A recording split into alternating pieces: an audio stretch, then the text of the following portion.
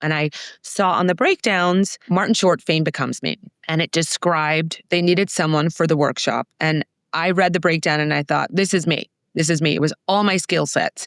And I emailed my agent at the time and I was like, this is me. You have to push me for this. And I was on vacation when the audition came. Of course. Yes. So I didn't get it, obviously.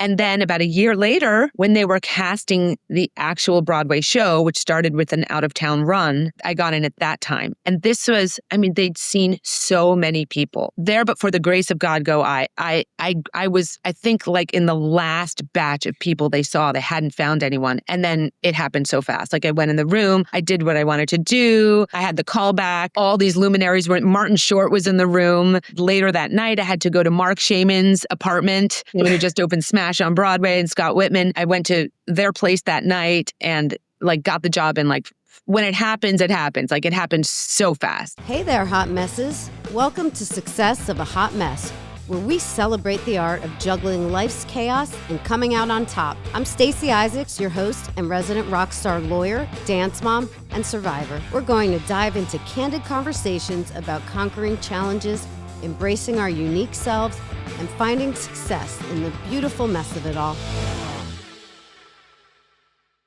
Good morning and welcome to Success of a Hot Mess podcast, brought to you by workinjuryrights.com. I'm Stacey Isaacs, and this morning I have the pleasure of speaking with the fabulous Jill Abramovitz. Jill, thank you for coming on this morning. I'm so honored. So Jill happens to be my cousin, and apparently I have to book a podcast in order to see you. That's usually how I do it. I find the best way to maintain friendships and familial relationships. Yes. So I'm glad we're here today. This is going to be a good one. Jill is not the typical attorney guest that I have. She has a really voluminous resume that's pretty interesting. There's a lot to unpack here. So let's just start by you telling me what you do for a living. Okay, I am a performer. I am a writer. Those are, yeah. I made it sound like there were so many more things, but I'm a performer and a writer. Okay, I think that's being a little humble. You're a veteran Broadway actress, right? The word veteran always freaks me out. What is that? Is that just a euphemism for the O word? No, because we are contemporaries. Right. So I'm going to say you're a seasoned Broadway actress. Seasoned. That's very nice. Yes. So I want to take it back to your childhood because for some reason, I remember watching you. You must have been in middle school or high school, and you were one of the lead parts in is it Joseph? Oh, that was and middle the Amazing school. We called that junior high. We called that junior high back in the day. Right. So you knew from a young age that this was what you wanted to do? Yes. Yeah, I don't know why. I think about this all the time because I like to check in with myself just to make sure I'm calibrated correctly. Why is this what I do? Why? And yeah, from forever. I can't remember. Maybe fourth, fifth grade is when it all sort of became oh no, this is what I'm going to do. And, I know a lot of kids can have ideas of what their life is going to be at that age. And so I know that it's yeah, but did you really know? And I suppose I had an inkling, and then one thing led to another. It was a feedback loop. And then I kept doing more and I realized I enjoy this. I feel like this happens to be my skill set. This just happens to be what I know how to do. Most people would kill to be able to know how to do what you do. Myself included. Oh, please. But you also went to an Ivy League university, right? Mm-hmm. So were you in the performing arts program there? Yes. No, not officially, no, but I did shows from the second I landed. I remember I played Sally Bowles when I was a freshman, Sally Bowles in Cabaret, and I never stopped doing theater and, it's funny. You'd be surprised. You would be like, I used to mock myself all the time. Like, oh, like who goes to Penn that wants to be, a theater and sometime television performer. But it turns out like a lot of people do. And I think I expended a lot of useless energy poo-pooing the way I decided to go about my journey, because it's so funny. I mean, I know so many people who went to Penn, people who I knew in Penn who now I'm still friends with, but even like people, my boss at Beetlejuice went to Penn. I never knew him there. So, and then honestly, many rooms I've been in have been full of people who went to schools where they got really great educations. That's not to say that if you go to a conservatory, it's not a great education, but I always thought I was the odd man out who'd done something crazy and impractical for what I wanted to do for a living. And it turns out that's not really the case. So why didn't you go to University of Pennsylvania's Fine Arts Academy or whatever it is they have there where you can study? Well, they did have a theater arts major, and I think it's grown a lot since I graduated in 1842. But for me, I thought if I'm going to do this, if I'm going to go to a liberal arts college, I'm going to get a liberal arts education. I took some theater courses, but I always did extracurricular stuff. I just felt that, I guess it's the way the balance showed up in my life. And I do classes and I talk to kids, and I usually say to them, like, I can't tell you which way is the right way for you. For me, that was the right way. And maybe it wasn't even. I mean, maybe I could have done things differently.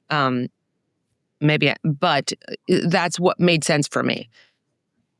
Well, let me ask you this. Do you think it's easier to land jobs in Broadway or television if you do come from a conservatory? Like, was it harder for you to break through? Yeah, it's the great question. Because when I talk to people, I think people are very mixed, of mixed views on this. I think you have an easier time for sure graduating college and getting set up, connected to the right people, meeting the right people, having exposure to agents.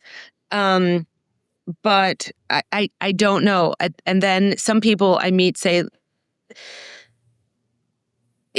I think it really is person to person dependent. I really do. But the one thing I say, no matter what you decide to do, is meet your mentors, use your networks. And so I feel that I could have probably done that better and positioned myself for way more, not necessarily success, but exposure to people who I should have been exposed to. I think that my mistake and what I think delayed me a little bit in my career is not reaching out to mentors, not picking up the phone and saying, hey, I went to Penn. I'd love to take you to coffee. What's it like to work as a producer? What's it like to work as an actor, to live in New York? I think I was a little sheepish. So I do think now as I'm speaking, I'm crystallizing my ideas. And I think it's just about whatever you decide to do, find your network.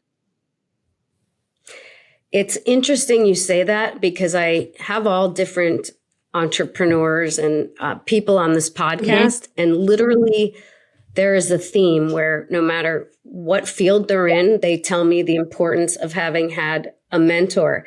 I also did not.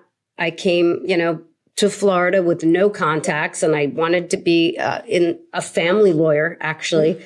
And I just couldn't break into it. I didn't know anybody. So I really had to get into the field that was hiring, which was workers' compensation. And 20-something years later, here I am. But that seems to be a pervasive theme, is like finding that mentor. And there are people willing to help. You just have to find them. Yes. And people reach out to me sometimes, and I'm like, absolutely, send them my way. I feel like, and I think maybe there was also an element of I can do it all myself, which is just idiotic. I mean, we are communal people. We are social people. Reach out to your community, find your community.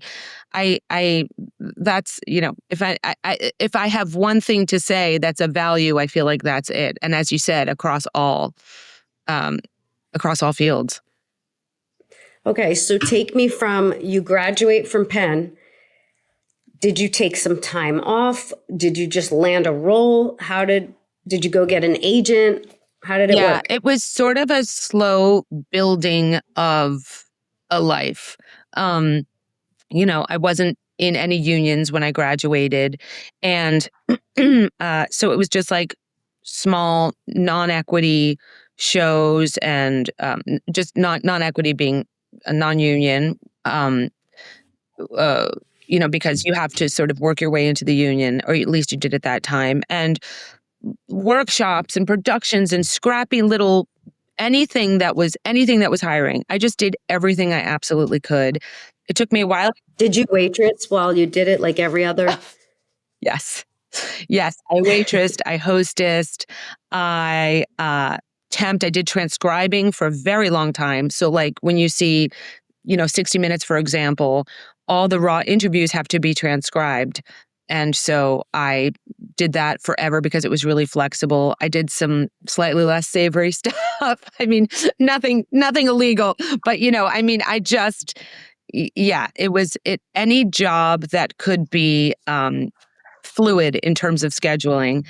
And yeah, so I did all of that and I just sort of built and built and built. And again, it all came down to making this community. Like I should have done that in college and after college, but that's what I wound up doing now that I'm saying it out loud in those first 10 years after college, just like building connections. There's a company called TheaterWorks USA, which still is in my life. I'm performing at their gala in a couple of weeks. And my husband, who's a composer, Brad Alexander, has written many shows for them, including Dogman and Cat Kid, which are now like these like sensations. And I wrote a show for them too. And anyway, once I started, I did a workshop for them and I met just the most incredible people. I mean, people at the top of the field.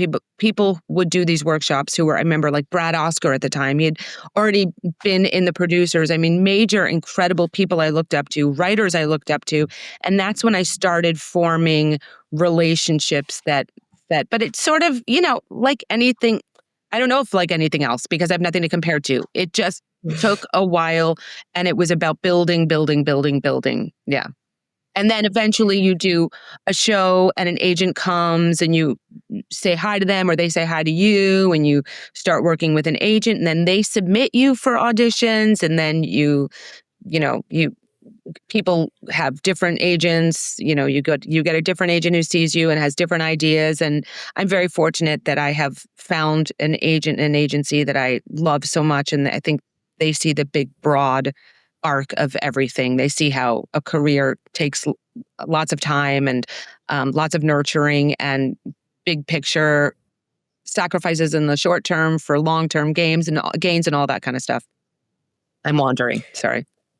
No, that's okay. So which is the first Broadway show that you landed that you were like, I've arrived, like I'm living my dream? Well, first of all, I will say I never feel like I have arrived. And I think if you talk to, I don't know how it is in other fields, but I think so many performers feel the same way. Like, because we're always hunting and gathering and killing for the next job. So, it's so unstable. But I will say, yes, when I got my first Broadway show, I used to get the breakdowns, which is, all the agents get it. It's a listing of everything that's auditioning where they're seeing people. And I saw on the breakdowns, Martin Short, Fame Becomes Me. And it described, they needed someone for the workshop. And I read the breakdown and I thought, this is me. This is me. It was all my skill sets. And I emailed my agent at the time and I was like, this is me. You have to push me for this. And I was on vacation when the audition came. Of course. Yes. So I didn't get it, obviously. And then about a year later, when they were casting the actual Broadway show, which started with an out-of-town run, they brought me, I got in at that time. And this was, they'd seen so many people. Like, there but for the grace of God go I was, I think, like in the last batch of people they saw. They hadn't found anyone. And then it happened so fast. Like I went in the room, I did what I wanted to do. I had the call back. all these luminaries were. Martin Short was in the room, and then I had and then later that night I had to go to Mark Shaman's apartment, who just opened Smash on Broadway, and Scott Whitman. I went to their place that night and like got the job, and like when it happens, it happens. Like it happened so fast, and I walked out of the audition when it was actually really funny. So I got the call. I got the call back, which was in the studio. Then I got a call saying they want you to go to their home studio, Mark and Scott, later, just to sing for them, because I think Mark couldn't be in the callback. And so then Scott started talking to me. He was the co-lyricist and the director, and he said, Scott Whitman, we were talking about what the schedule might be like, and he was talking for a minute or two, and then he went, "Oh, I'm sorry, you got the job." Like, in case it's like... That's how you learn. I still didn't know as he was talking to me, and I was doing that good little girl, like, sounds good. Yes, cool. So then I left, and I burst into tears, and I called my mother, of course. And I think I screamed, like, I can pay my credit card. I can finally pay off my credit card. I love it. And so when you get a role in a real Broadway show, what is the time commitment for that? Oh, who knows? It can be. I just did. I stood by in this show called All In, which was really cool and fun. We can talk about that later if you want. And that was a limited run. I knew that was going to be a limited run. The dream, of course, is you get cast in the next Hamilton that runs and runs and runs and runs. It's heartbreaking when a show closes. It is heartbreaking, and you can feel it in the air when, like, there's that notice on the call board. When you first come into the theater, there's a call board. And it's just announcements. You have to sign in and let stage management know you're there. There's usually all kinds of information for workers' comp. There's all kinds of information for house seats. And anyway, it's where everything relevant gets posted. And when you walk in and you see meeting in the house, where the seats are, meeting in the house today at half hour, which is a half hour before the show, and you know that the show might be closing, it's the worst. It's the most depressing. It's so hellacious. So mostly you don't know how long it's going to run, and you hope it will run. You just hope. Well, you were in Cinderella, right? Mm-hmm. What was your role in Cinderella? I was in the ensemble, and I understudied the fairy godmother, who was played by Vicki Clark, and the evil stepmother, who was played by Harriet Harris. And I was in it from like the very beginning. So there were workshops, which a workshop means, it's probably good to explain a lot of these terms because the lingo. People don't know. And the other thing is that I feel like I like to explain is understudy, swing, standby, all that stuff. So there were first, usually the way these things happen is there is a reading, which is just reading and singing the show at music stands. And then as the next step, there are usually a couple of those. I've done a couple of those. Like for Beetlejuice, I did multiple of those. And then the next step would be a workshop, which is a fully staged, like in a giant studio that replicates a stage with set pieces, with maybe some costume elements. Excuse me. And so I was in all of the workshops and readings of Cinderella. And then I think we knew from the beginning that it was going. Usually you have some kind of an idea of what the timeline is. Like they plan to do a workshop in September, and then it's going to go to Broadway in April or whatever it is. And then I did all of that. And then I did the whole entire run, which was 2 years, which is the longest I've ever done a show. I feel like Beetlejuice you were in for longer. Am I wrong? I wasn't actually in, but I was involved with the development of it for a long time. I did the first reading. I was doing Fiddler on Broadway. I was playing Grandma Tzeitel and understudying Golda and Yenta. And we did the first reading, 2016 is what I'm going to say. I may be wrong. And so the length of how long I was involved in it was longer, because ultimately my journey was reading, workshop. We went out of town. We went to DC. So we went out of DC 2018. I always remember this. And then we came to Broadway 2019. And then the spring of 2019, COVID hit. So we didn't run as long. And then I got to go back into the show. It reopened. I wasn't in it for various reasons. I was doing a different show. And I went back into it for a month, probably in like 2022 or something like that. So I was involved with it for longer. On my way here, and I was saying, for an actress, Jill Abramovitz is not the easiest to remember. I was like, why didn't she change it to Abrams or something? No, what is the reason? The reason is many reasons. I remember my dad, I mean, it's his name. He used to be like, you got to change your name. Maybe if I'd gone to a conservatory, I would have felt more comfortable. They would have shown me how many people have done it and how easy it is and how normal it is. I just felt weird. I couldn't do it. I don't know why I couldn't do it. There's an element of pride in my name and my heritage. Also, I say this all the time, if I were a blonde ingenue, which is like the romantic lead, it might be a little harder to pull it off. But because I tend to do a lot of comedy and character roles, I feel like there's a little bit more leeway, allowing me to have a big ethnic chunky last name that has a V and a Z in it.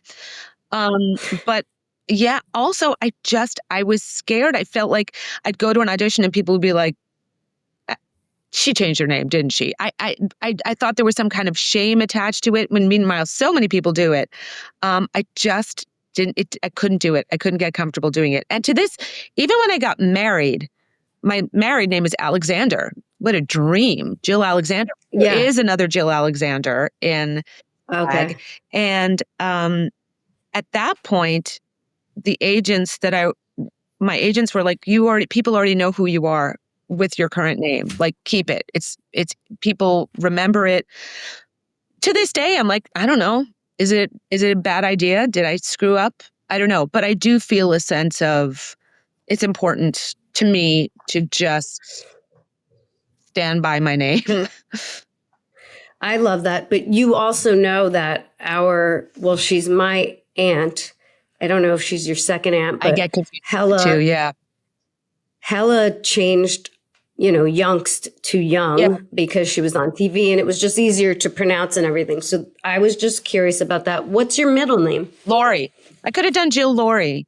But I also think Hella, rest in peace, was a beauty queen. I mean, she was beautiful. And like I said before, I feel like if I were a blonde ingenue, not to disparage myself, but if I were a blonde ingenue, it might be harder to pull off Abramovitz. These are just theories I float. I really don't know. If you ask my agent, he's like, it doesn't matter. Who cares? But I mean, it's interesting. Yeah. I just in case either of my daughters were ever going to be famous, I, gave them middle names that could work as last names, just in case. Yeah, that's really smart. No. Yeah, and I thought about Jill Lori, but I was like, everyone will know. They'll just know. Who cares? I don't know why I cared. I spent so many years of my life worrying about, again, they'll know. Will people know? No one cares. No one cares. As a therapist I love told that. me, like, we call it the price of radishes in my family. My mother's going to run into someone in the store and did she change her name? Or I heard she changed her name. Oh, guess what? Radishes are $1.99. Like, that's how much you are in other people's minds. You're an extra in everyone else's show. That's true. So I probably should have been a little less self-serious about it and considered it more. And yet ultimately, I'm glad I stuck with it. I mean, perfect example, Sarah Silverman, the comedian. No, I like it. I mean, showing the pride. I think there's a trend I'm seeing of people keeping their chunky ethnic last names. We'll see if it works to my benefit or it hinders me in any way. Well, I would say it's worked. I mean, you have quite a resume. So besides Broadway, there's a lot of television and film. What's been your favorite role? I mean, I see Ugly Betty. That sounds like it was fun. Law and Order. Why don't you tell me what's been some of your favorites? Well, the Ugly Betty thing is funny because it was a very small little scene with America Ferrara. And my husband was out of town and I was pregnant and no one knew except me yet. So when I ever see that clip, I'm like, I'm the only one who knew that my son was in that shot with me. I love that. Right? The Marvelous Mrs. Maisel, you had a recurring role. I've had a couple. I mean, obviously recurring is, that's good. Better than recurring is, heavily recurring series regular. I was really fortunate to have a recurring on Maisel. And so they did the whole season that was in the Catskills. Or I don't know that it was a whole season, but it was a real good chunk of the season. And I was in the Catskills episodes, which was magical. I cannot even tell you. I mean, it was time travel. It was the closest thing to time travel. When you stepped out of your trailer and you walked onto set, and all the background actors are in period costumes, holding period luggage, and there are period cars driving up, you feel like you have time traveled. And especially as a Jewish woman, I was like, this was the Jews in the Catskills. It's not exactly, I don't think, where our family went. We went to the Concord. Wasn't that in the Catskills? Yeah, the Concord was a big one. My mom, the Neville. My mom didn't go there. She went to, I don't think she went to as fancy places necessarily as the one that I was, that they shot in Maisel. But there was a moment when I was downstairs, we were eating, it was like mealtime, it was lunch. And so it was this borscht room, and not borscht, right, that should have been, and filled with tons and tons of people. So you couldn't hear what anyone was saying specifically, but you just looked around and all these people in hair and makeup, and a lot of them are, ethnically similar to me. And I was like, this is crazy. Like, I'm literally in my own life in the past, which was really cool, really cool. Yeah, that sounds cool. And I just have to ask, like, what will probably be an annoying question to you, but as a complete, foreigner to this world that you're in, have you ever met Jon Hamm? No, but my husband has. He just ran into him in a bar. That's so funny. And he tells this story all the time. And I'm always like, stop telling that story, or like cut down, shave some time off that story. But he took his friend to this, he had a friend in town and he wanted to take him to some like cool, like insidery bar. And he took him to this bar that's very Broadway insidery, and Jon Hamm was there. And Brad will always tell the story about how friendly, how warm, how nice. Like, they wanted to ask him about him, and Brad was like, this is my friend. I haven't seen him in a long time. I wanted to bring him here. It's so excited that you're here. And he always tells the story about how Jon Hamm was like, forget me. What about you two? Why has it been so long? Come on. Like, are you serious? Yeah. Just another reason to love Jon Hamm, he is my hall pass. Sorry to my husband and law partner, David, but I get it. I had an audition for Friends and Neighbors. I obviously didn't get it, or I'd be talking about it right now. And I just started watching it. I think they only released 2 episodes, but he does play a Jewish man. Oh, he does. Oh, wow. I read the pilot and I was like, this is fantastic. I remember it's really being good. so blown away by it. Now, I know acting and singing are your thing. Do you also have a dance background? Oh, gosh. I mean, I will dance if I must. I can, the joke is always like, I move well. I took dance classes and I got the requisite amount of dance training, but I would say what I call myself a back row dancer. If you need me to dance, I will put me in the back row. Unless it's like small, obviously nothing like your girls. I mean, like, yeah. Well, only one can dance. The other she's like me and can't. But you can't at all? I was ballet. It just doesn't translate, So for musicals, isn't dancing usually a requirement? It can be, but not all musicals. And, like, for example, it depends what role you play. In Beetlejuice, I was not if you're going to do ensemble work, it's almost always required. No one, like in Cinderella, I was in the ensemble, but I was a back row dancer. I waltzed, I did lifts in giant ball gowns. It was so hard. I broke a rib. I busted my back. I mean, I feel like I earned my stripes. That being said, those are workers' comp injuries. Oh, I know. I know. Not on. Now, how were you able to balance motherhood, especially at the beginning, and being on a show? Because these shows run weekend nights, right? Weeks, Matinees. all nights. Yeah, it's really challenging. I can't lie. I wouldn't change anything. I mean, I'm sure if I go in with a tweezers, there's many of micro changes I would make. But it becomes about like logistics. I mean, you probably know this too, like the text threads between my husband and myself of just logistics. Okay, so then I'm going to get up with him. So I'm going to take him to the gym class, and then you're going to meet me at 1, and then I'm going to go down to my matinee. And then after the matinee, I'm going to come up, I'm going to pick him up, I'm going to give him a bath and dinner. I'm going to put him to bed. I'm going to go back and do the night show. Then I'm going to come up. I mean, it was logistics. It was logistics. And as you know, logistics aren't just logistics. They become emotional. I mean, and then you add a kid who may be having a hard time with you leaving to go to work, which happened for certain stretches of time. Like, Mommy, can I come with you to the elevator? Mommy, can I come with you down the elevator? Mommy, can I walk you to the front door? And then finally I have to go, like, baby, I have to go. I mean, I'm getting upset. I'm getting remembering it. One time I dropped him off with a babysitter, and I could hear him screaming for me, like down like 2 blocks away.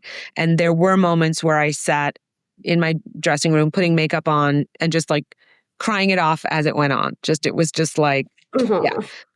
That being said, I'm really fortunate. I'm really fortunate to have been able to work and raise a kid at the same time. And I think he doesn't know different. It's the only childhood he knows. And he's had some really cool experiences. I bet. Yeah. Now, these shows, they don't have, like, let's say you're an employee of Cinderella. Uh-huh. I don't know what you would call the company that runs Cinderella, but they don't have like a little on-site babysitting. They should do that. That would be incredible. I mean, there's a lot of women who are actresses. And men. More and more gay couples, men and women, are having babies. I feel like I've seen a lot more people. There are a lot more young parents in companies than when I was a young parent. When I was in Cinderella, I think I was the only one with a little one until Page 4A came in, and then she had a baby. But more and more I'm seeing parents, but it's a logistical minefield as in so many. It's the thing that makes it different is that the hours are so different. So, it's not like, okay, daycare, nanny, whatever, all day, and then I come home. It's the reverse. So when you have to perform like Friday night, Saturday night, and Sunday matinee, what if you just like don't feel well? You can call out. Yeah, I mean, we have a union, we have sick days, we have that's a good segue. We have understudies and swings and all of that. Yes, you can call out. Have you ever been called upon because you were the understudy Yeah. And so you were. Oh, yeah. So do you like that, or is it like, oh, I'm not ready? It's I think if you ask people who have understudied, they would say, I love it, I hate it, I love it, I hate it. Like, you're so excited to go on and do it, but it's not in your body. It's someone else has rehearsed it, someone else has performed it, and you're stepping in, and everyone's wondering how you're gonna be. So you feel under a microscope. You haven't had the benefit of weeks and months of being the one who does it, and then when you pull it off, you feel. There's no better feeling. But if it doesn't go well, you feel horrible. Or if you don't nail it, if you don't knock it out of the park. And it's really stressful. It's really stressful because, again, it's not in your body. It's not your role. I get that. But I will say, the first time I went on, I do have a great memory. It was my first Broadway show. We were out of town before we came to Broadway. It was the Martin Short show. We were in Toronto, and I went on for Mary Birdsong. And I was technically a swing. I'll explain the difference between those after. So I went on for Mary. Was I a swing? Actually, I don't know what it was. Standby swing, whatever. And at intermission, Mark Shaman and Scott Whitman came to the dressing room, knocked on the door, and I opened it up, and they were standing there like this, like frozen. They were just so happy and so excited. And that was one of the greatest moments of my life. And also, I came off stage, and after like the first big scene that got big laughs, it was like me and Marty, and I came off stage and we were doing a quick change backstage, and he went, "You hear them laughing?" And I was like, okay. That's what this whole thing is about. This whole thing. So Martin Short to you is Marty. Martin Short basically goes by Marty. It's not as if like I'm some special person. It's like anyone who has ever worked with him calls him Marty. I feel weird if I say Martin Short, but I probably should say Martin Short because I don't, it's not like we're pals or anything, but yeah. And he was I have to say for the record, the most generous, the nicest, just in every possible way. Yeah. Oh, that's nice to hear. Do you have any dreams of being in movies? Oh, yes. I love film acting. I love it. I've done a couple movies, not big ones, and I've done a bunch of TV. I love doing film acting. I think earlier on I did a ton of broad comedy, and then more recently I've gotten to do less broad comedy and more like real people. I still can do broad comedy, but I also love to portray real people on stage and be much smaller.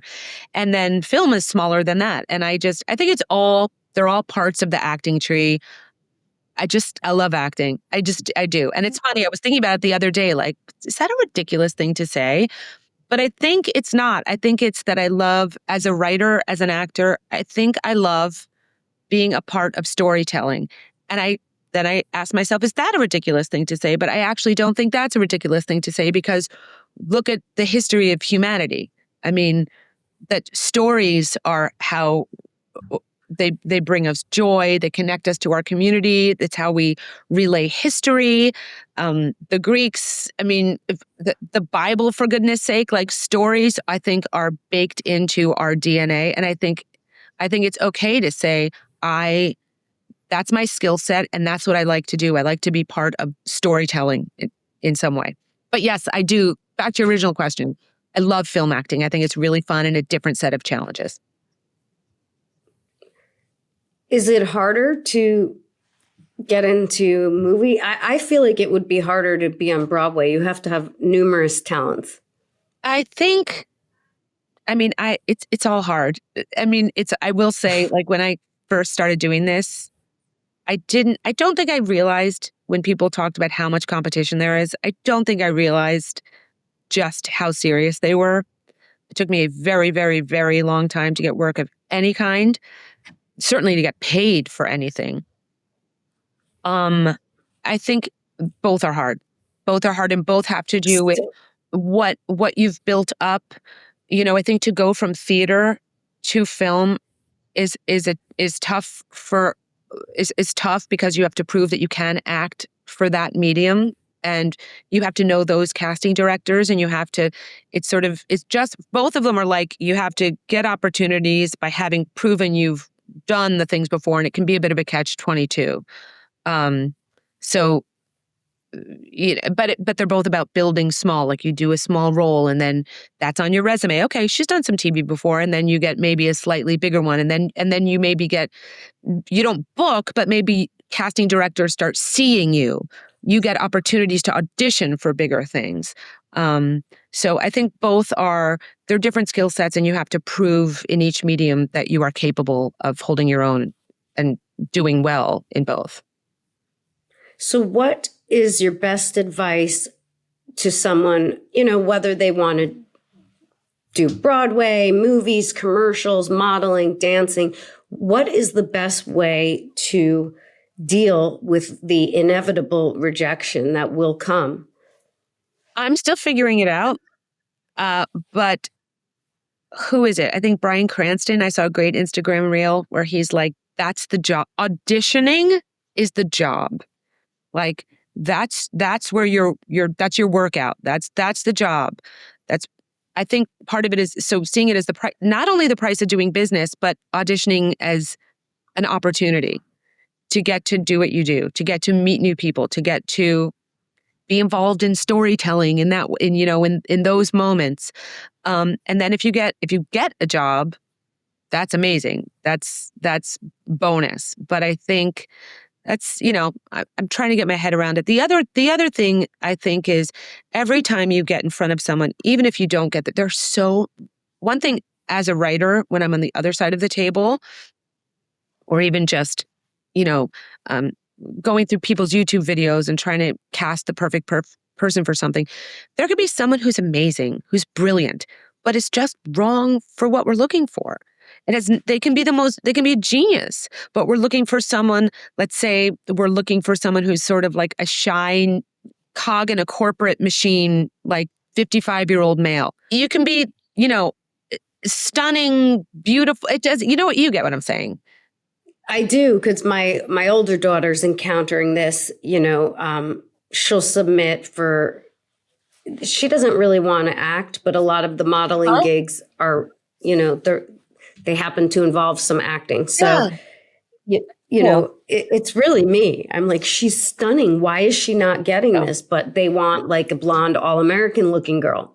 That's right. And or they want someone with like a quirk, like a gap between their teeth, or they want someone, there's a chemistry with another model that they're looking for, or they want someone a half an inch taller. I mean, this is the stuff that's just like, as the mom, get that out of your head, because I know it's so funny. We watched last night, my son and his friend are over, and we watched Whiplash, which I'd seen already, which actually is funny addendum to this conversation. Have you seen it?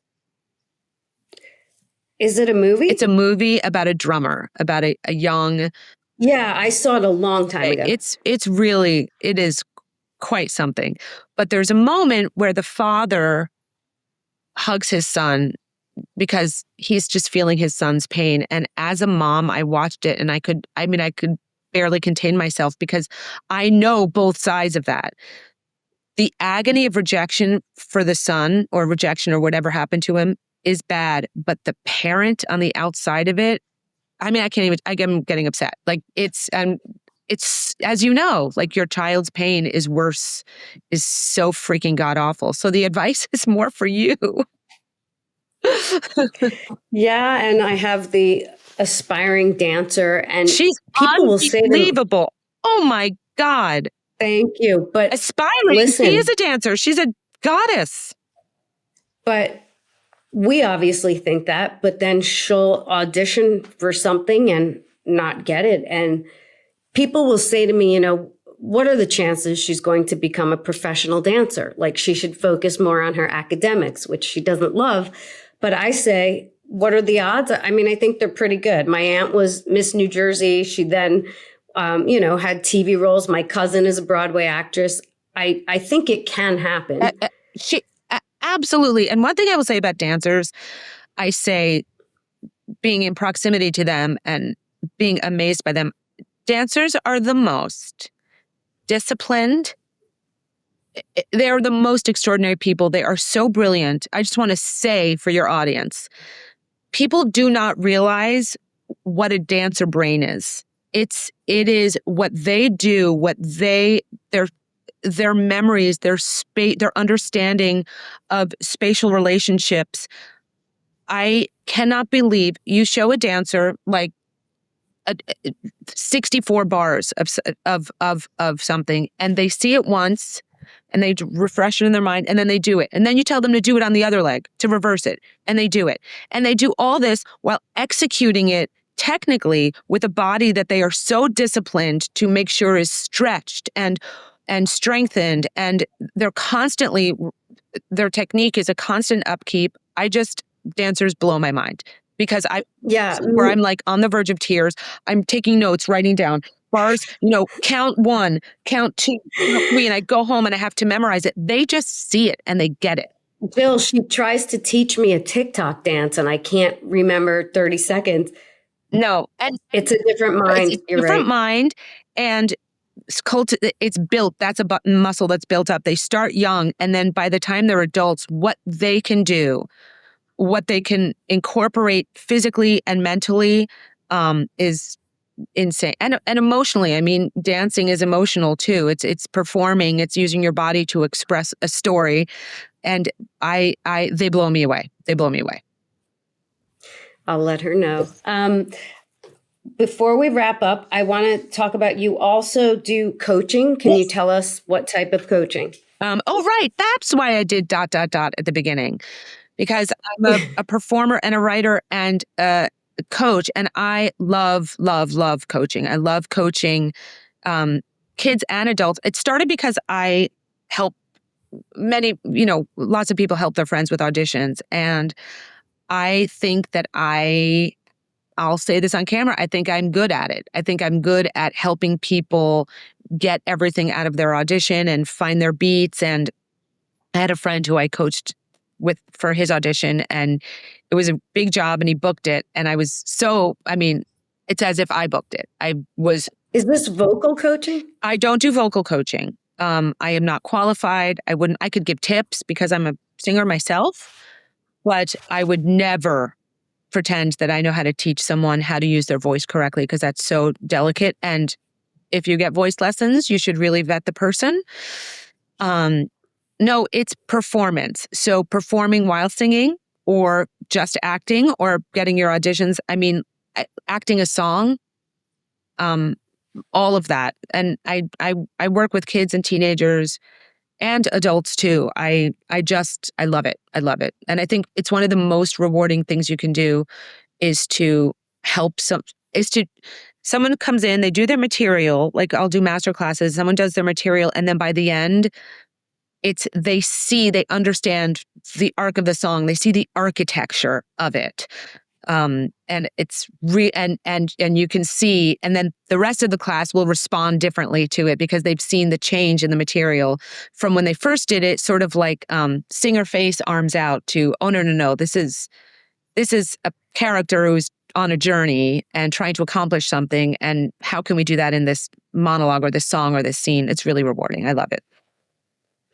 And what about working with your husband? Didn't the two of you co-write a play? Yes. So we've written a couple shows, musicals together. We love working together. He's Brad Alexander is his name, and he's, I think, spectacular.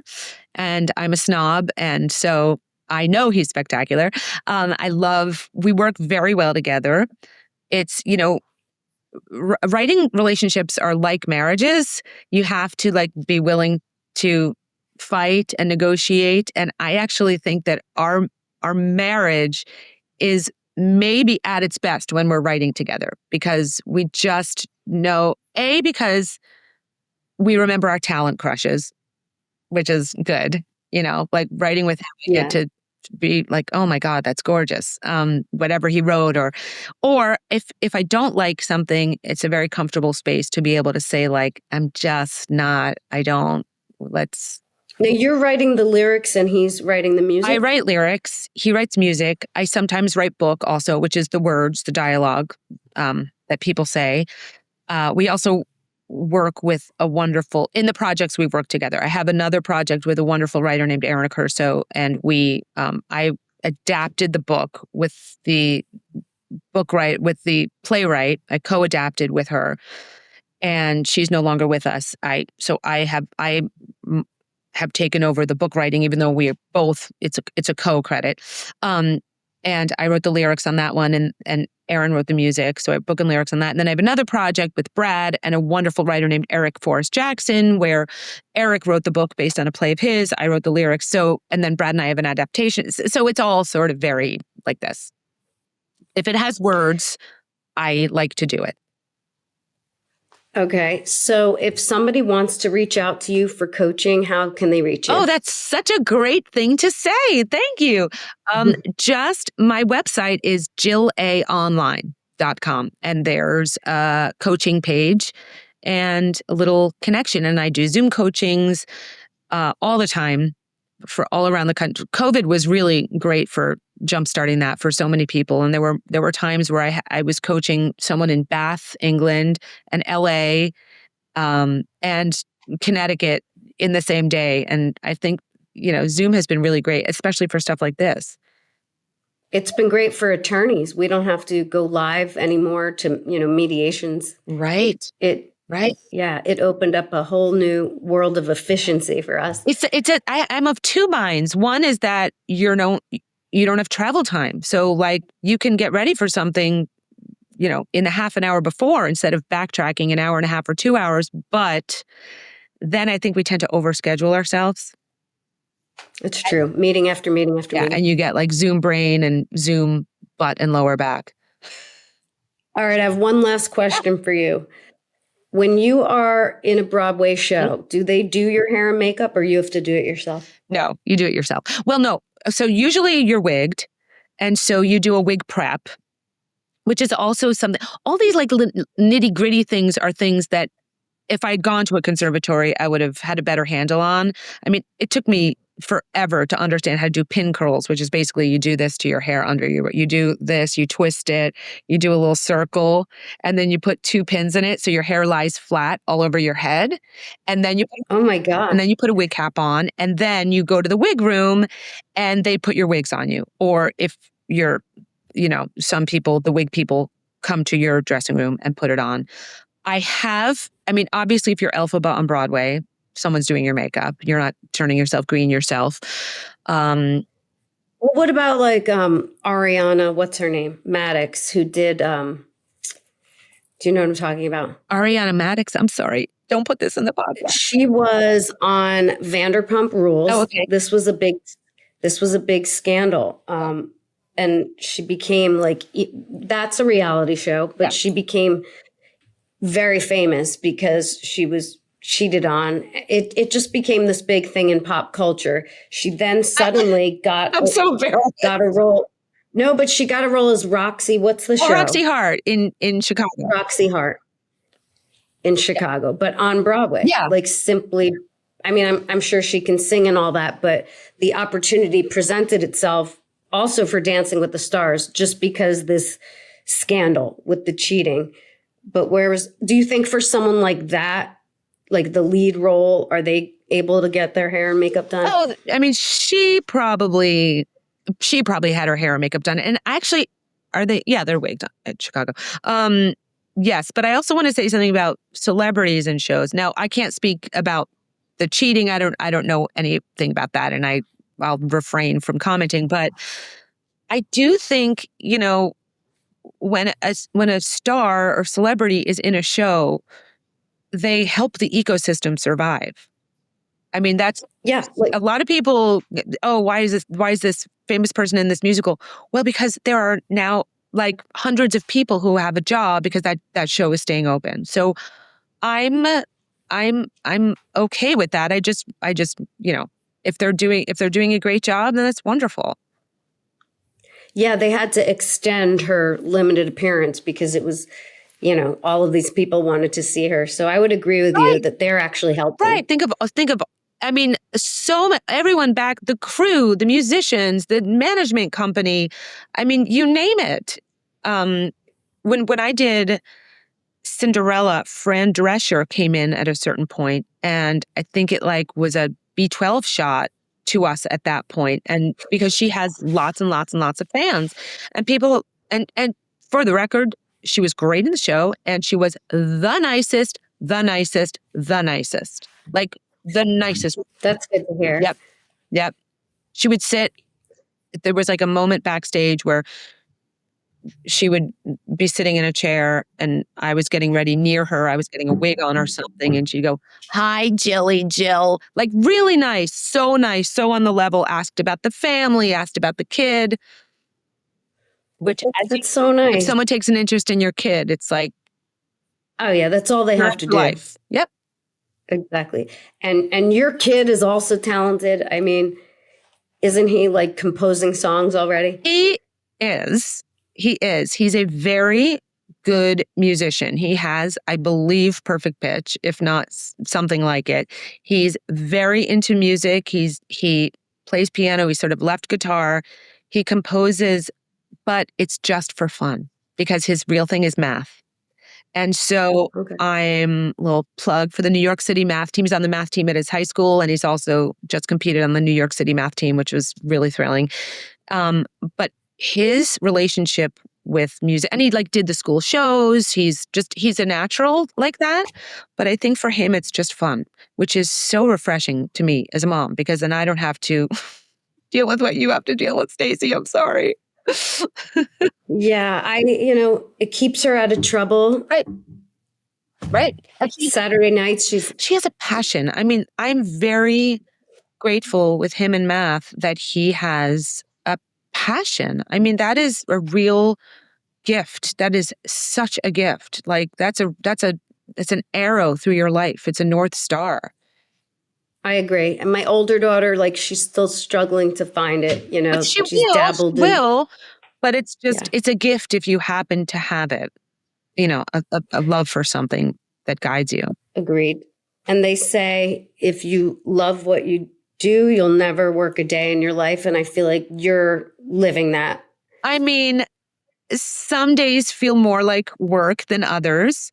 But ultimately, I think when I am, for performers, the challenge is to work, right? Being out of work is just, it's part of it. It's like, you have to think of it like fields lying fallow so that they can, grow crops the next year. I guess that's a good way to think about it, but it's agony. Like, not working is agony. People talk about retirement. I'm like, retirement?